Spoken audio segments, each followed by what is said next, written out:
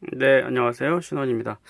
오늘은 지난번에 짧게 설명했었던 타고 들어가기, 그 중에 if what이라는 질문 유형에 대해서 한번 함께 나누고자 합니다. 타고 들어가기는 다시 한번 더 설명을 해드리자면요. 저희들이 그 마음을 알아차렸을 때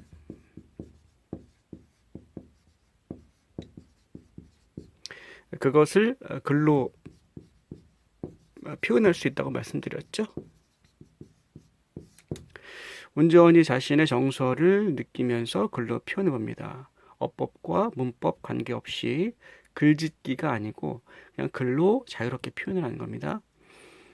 예를 들어서 마음에서 이제 안 좋은 우리가 흔히 뭐 감정이 상할 때 이제 욕을 할 수도 있는데 욕이 입에서 이제 마음에서 올라온다면 욕을 글로 그대로 옮겨 적는다고 생각하시면 되세요. 그 정도로 자신의 마음을 온전히 그냥 글로 표현하는 겁니다.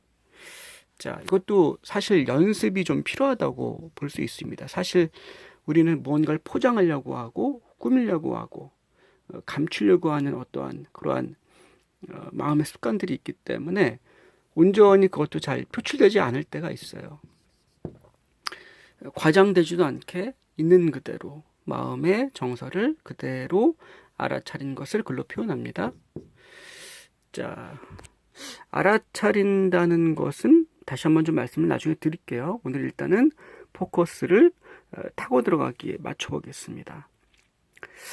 글로 표현한다는 것은 여러 가지 이점들을 줍니다. 일단은 글로 표현한 다음에 자신의 마음을 온전히 분리돼서 바라볼 수 있는 기회를 주고요. 그 다음에 우리가 보통 생각에 잠겨 있다 보면 마음 안에서 길을 잃게 됩니다. 생각은 꼬리를 물고 계속해서 더한 상상으로 몰고 가게 되죠. 감정이라는 것이 그렇습니다. 우리의 감정을 뭐 이런 얘기들 하잖아요. 생각할수록 화가 나네.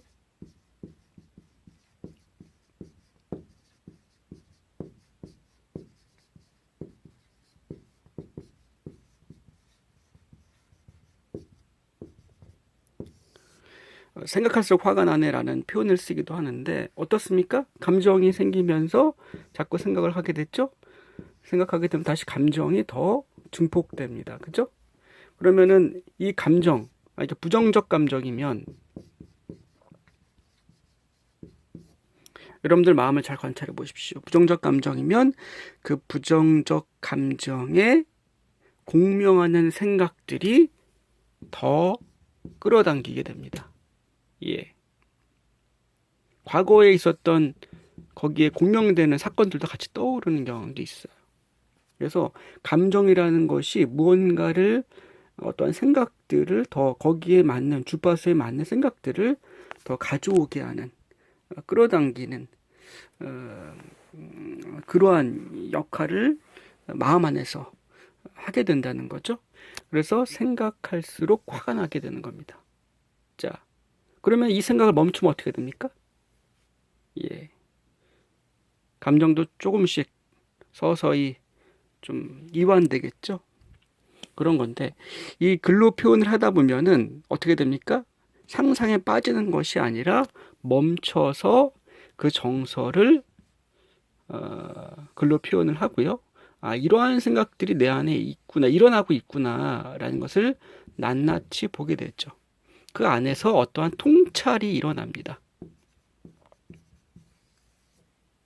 이것이 어떠한 의미가 있습니까? 예, 여러분들 아시겠지만은 여러분들의 생각에는 이제 감정이라고 하는 것이 생각을 신념이라고 다시 표현을 해볼게요. 생각에는 감정이 붙어 있습니다. 즉 신념에는 여러분들이 믿는 어떠한 생각에는 감정이 붙어 있어요.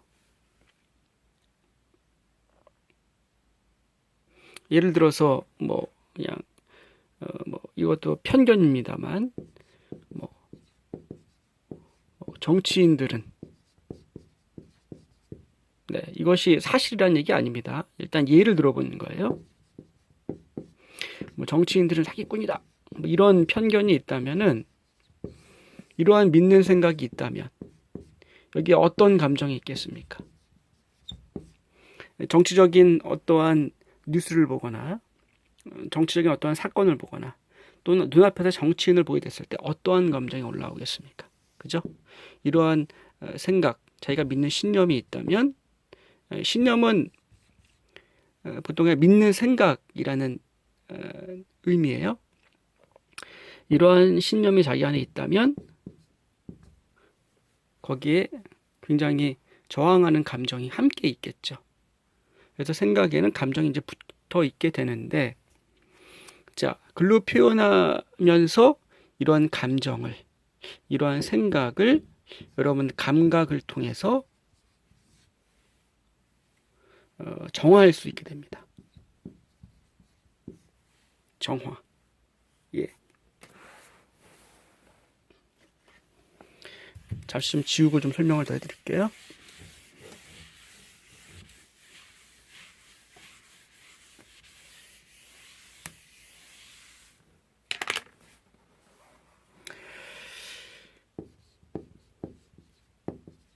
자, 제가 말씀드리는 정화라고 하는 부분은 뭐냐면은 느끼는 겁니다. 심리치료에서도 뭐 그냥 보편화된 방법입니다. 자신의 그 기억에 붙어 있는 감정, 정서를 여러분들 감각은 뭡니까? 여러분들 몸을 통해서 느끼는 거예요. 이것을 다른 말로는 그것과 온전히 함께하기라는 표현을 하기도 합니다. 또는 경험하기 라는 표현을 쓰기도 해요. 예. 온전히 그 감정을 느낍니다. 온전히 그 생각을 느낄 수 있어요. 생각은 에너지입니다.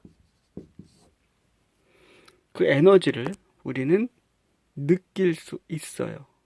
제가 실험해보고 이러한 정화하는 방법들을 또 계속해서 탐구해본 결과 우리가 느끼지 못하는 생각은 거의 없습니다. 아주 단순한 신념도 어떠한 어구까지도 우리가 우리의 감각을 잘 깨운다면, 그걸 연습해 나간다면은 감각을 통해서 무의식의 아주 미묘한 생각들까지도 느낄 수 있고요, 또 정화할 수 있는 것 같습니다. 그래서 어떨 때는 이러한 생각들까지도 내가 느낄 수가 있구나, 이렇게 좀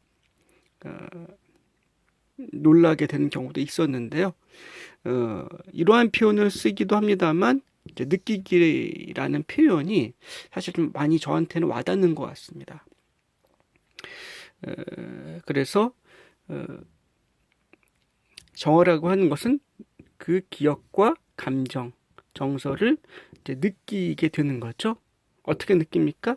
사실은 우리는 감정과 동일시돼서 그 감정을 타인에게 표출하거나, 뭐 표출이 나쁘다는 게 아닙니다. 화를 낸다는 것 자체가 나쁘다, 좋다라고 판단하기 이전에 우리가 모든 감정을 다 그냥 아주 그냥 무슨 우리 책장 넘기듯이 그리고 감정을 처리할 수 있다면 얼마나 좋겠습니다.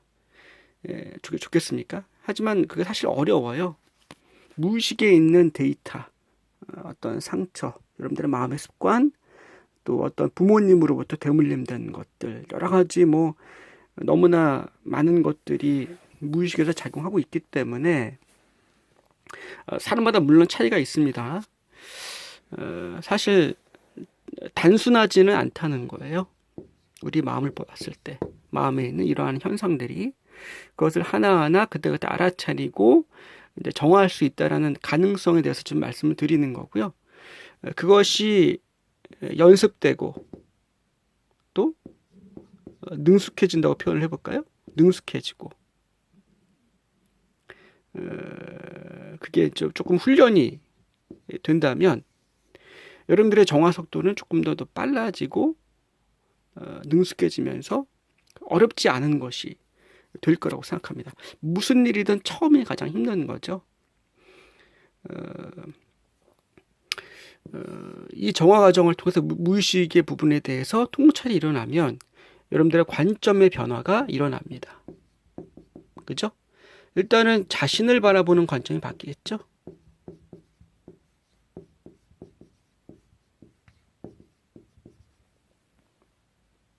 그리고 어떻게 됩니까? 세상을 바라보는 관점도 바뀌게 됩니다. 그죠?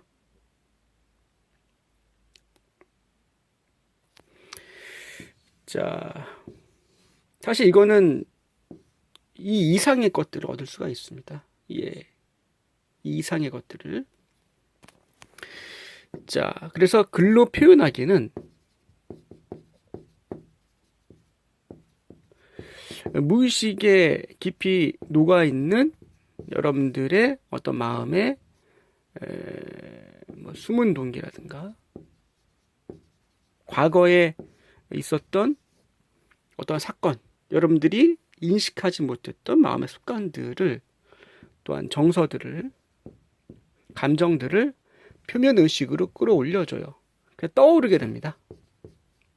떠오른다는 건 기억이 떠오른다는 얘기가 아니라 마치 그 풍선을 여러분들 물속에 집어넣었다가 풍선을 놓으면 어떻게 됩니까? 풍선이 그 물의 압력 때문에 물 위로 첨벙하고 떠오르죠. 그런 것처럼 그 글로 표현하는 것은 무의식 안에 있던 어떠한 화두가 그냥 표면 위로 떠오르게 돼요. 예. 글로 표현하는 것은 그 무의식에 있는 것을 이제 자극해주는 역할을 합니다. 여러분들의 무의식을 느끼고 글로 표현하기 때문에 글로 표현하는 과정에서 여러분들의 잠재되어 있던 그 화두가 건드려지고요. 그 건드려진 그 화두는 표면의식으로 떠올라서 어떻게 됩니까? 감각으로 느낄 수 있게 됩니다. 느끼는 방법 또한 제가 설명을 좀 해드리려고 합니다. 오늘 일단은 타고 들어가기에 if what이라는 질문형을 함께 나누고자 합니다. 자,